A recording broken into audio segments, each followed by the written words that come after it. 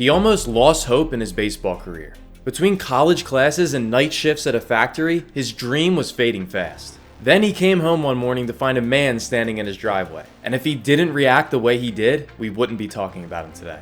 Edgar Martinez was born in New York City in 1963. After his parents got divorced when he was 2 years old, he went to Puerto Rico to live with his grandparents. And from a young age, he learned the meaning of hard work. My grandfather was relentless. I mean, he worked 2 jobs, and that's the way I grew up. All those great qualities that I saw in him, it's just like, I thought this was the way it should be done.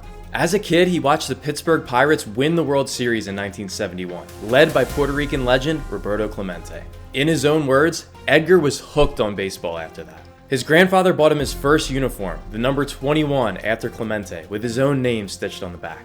From that point on, nothing could keep him away from baseball. He played in the yard with his brother and cousins, hitting bottle caps and rocks with a broomstick to learn the game. His cousin said when it would rain, Edgar would go outside and swing at the raindrops. He would do it for hours. When he was 11 years old, Edgar's parents got back together and asked their children to return home to New York. His younger brother and older sister were ready to go, and they expected Edgar to come with them. But an hour before they were set to leave, Edgar climbed up to the roof and refused to come down. His choice was clear. He'd stay with his grandparents in Puerto Rico. He told the Seattle Times, "I was in a real hard situation. I wasn't sure what I was doing really, but I went with my feelings. I felt my grandparents needed me. I remember all the work they needed to do. I just felt great staying with them. I felt it was the right decision." That decision to stay, like the big one that would come later, kept him on his path to the big leagues. After all, who knows how his playing career would have developed back in the States. Edgar's first taste of organized baseball came later that year when he started playing Little League. His mom said later, "Now I understand that it was better that way. In New York, he wouldn't have done anything. Maybe he would have studied and worked." But as he matured, Edgar didn't receive much attention from pro scouts in Puerto Rico. They liked his glove, but felt that he was too weak of a hitter. Which is ironic for a guy who went on to play over 1,400 MLB games where he never even had to pick up a glove. After a few failed pro tryouts, he enrolled at a local university to prepare for the real world. I was thinking, well, I have to go and prepare myself for a good job. At that point, I sort of lost hope of signing. Playing Major League Baseball was his dream, but he had to be realistic. At that point, it felt so far and difficult to reach. By the time he was 19 years old, Edgar's schedule was jam-packed. From 6 p.m. to 10 p.m. he had college classes. Then from 10 p.m. to 7 a.m. he worked the night shift at the General Electric factory. When he got home, he would sleep for a few hours and then practice for his semi-pro weekend baseball league. It was a really busy time for me, but I loved it. It was what I wanted to do. One morning, Edgar arrived home from his night shift to a surprise. The general manager of his semi-pro team was standing in his driveway waiting for him. He told Edgar, "The Seattle Mariners are having a tryout. Get ready, I'm going to take you there." So after an 8-hour night shift, Edgar hopped in the car for the 8 a.m. tryout. He remembers being so tired that he couldn't swing the bat. He was running on fumes, but he flashed just enough potential to get on the team's short list. After the tryout, the scouts were torn between 2 players, Edgar and a catcher. But they only had enough money to offer one of them a contract. That's when longtime scout Marty Martinez, of no relation, stepped in and vouched for Edgar. So they agreed to offer him a small sum to sign. But it wasn't an easy and obvious yes. I feel like I had a good paycheck for my age in Puerto Rico. I had no car, no responsibilities, life is good. And the offer that I got, it was only like $4,000 to sign. So I had to leave pretty much everything that I had so far, and then try to make it as a professional ball player. I didn't want to do it. That's when he had a chat with his cousin Carmelo, who had just signed a pro contract a few years earlier. It was a back and forth discussion, and Edgar listed all the reasons he didn't want to sign the contract. He had a job, he was in college, and the chances of him making it to the majors were slim. It felt like a huge risk for the amount of money being offered.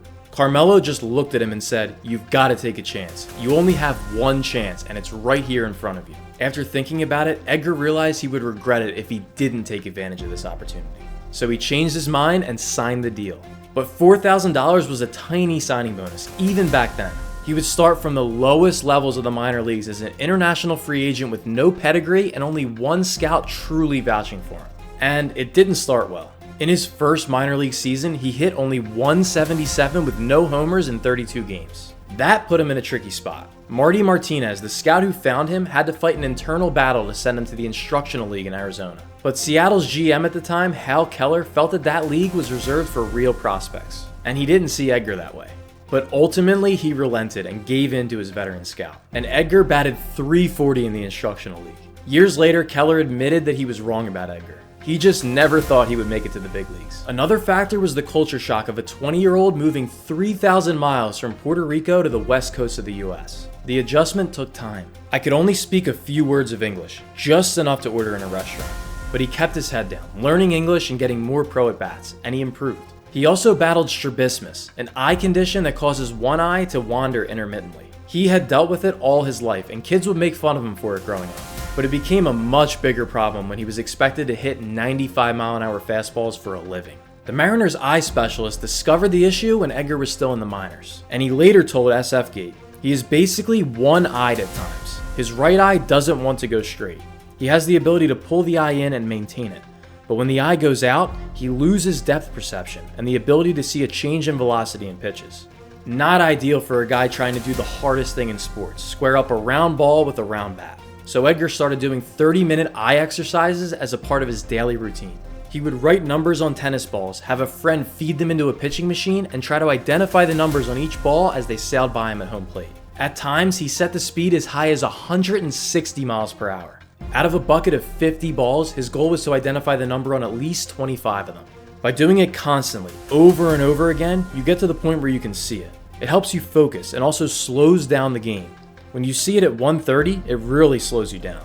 Another part of his eye training was even more difficult. It required something he wasn't used to amid all his time in the batting cage and the weight room. Doing nothing. Nothing but resting his eyes. That meant no TV, no reading, and definitely no studying opposing video of pitchers. All those extra hours paid off when Edgar got his first taste of big league action. He was 24 years old and he hit .372 in his first 13 MLB games. But it wasn't enough to stick around. He spent the next 3 seasons bouncing between AAA and the major leagues. Ultimately, Edgar toiled in the minors for the better part of 7 years. He didn't play his first full MLB season until he was 27 years old. Yet he managed to post eye-popping numbers through his final season at 41 years old. 933 OPS, 309 home runs, and 1,261 RBIs. In an average year, Edgar batted .312 and drove in 99 runs. His longevity is a testament to his unmatched work ethic. Fellow slugger Jay Buhner said he loved to hit 24/7. He did tons of tee work. Everywhere he went, he had a bat in his hand and a donut on the end of it. And it wasn't just his teammates who noticed he was different. Per Seattle sports insider Shannon Dreyer, watching Edgar Martinez was fascinating. He was never in one place for long. Early to arrive, late to leave, always working. His bat scale sitting atop his locker, boxes of bats awaiting weighing and approval sitting nearby. Most of Edgar's back and forth was between the weight room and the locker area. Not only was he an outlier on the field, he was also different than almost every modern day ball player. He stayed loyal to one franchise till the very end.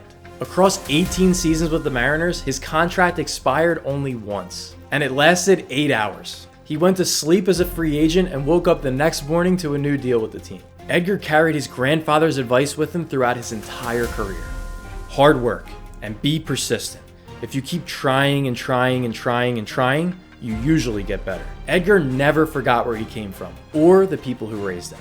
According to a 2019 piece from Alex Coffey, he used the money from his first 6-figure contract to pay for his grandmother's heart medicine. And when his grandparents went in debt, he bought their house and renovated it for them. The winter of 2019 was Edgar's 10th and final year on the Hall of Fame ballot. One last chance at baseball's highest honor. If he didn't get in this time, he would never get in at all. He told the Seattle Times, "It started out as a normal day. I tried to distract myself as much as possible. Then, just before 6 p.m., his phone rang." In his final year of eligibility, Edgar Martinez was elected into the Baseball Hall of Fame. Like everything else, he had to fight to earn it. It was the perfect metaphor for his career. Legendary broadcaster Dave Niehaus said it best. "I've never heard anybody in any walk of life say anything ever halfway bad about Edgar Martinez. He has always had nice things to say about everyone, even in trying circumstances. He's a great human being." Today, Edgar is the senior director of hitting strategy for the Mariners. He passes his decades of wisdom down to younger players, giving back to the game and the team that gave him a chance as a 19-year-old kid from Puerto Rico. Among his many teachings, one point stands out. Per a 2016 article, Edgar only likes his hitters to watch their successes on tape, not relive their struggles. He knows struggle, and he knows success, and he knows the bridge from one to the other isn't built out of negativity and longing over what could be. It's made from understanding who you are and being the best version of that you can be.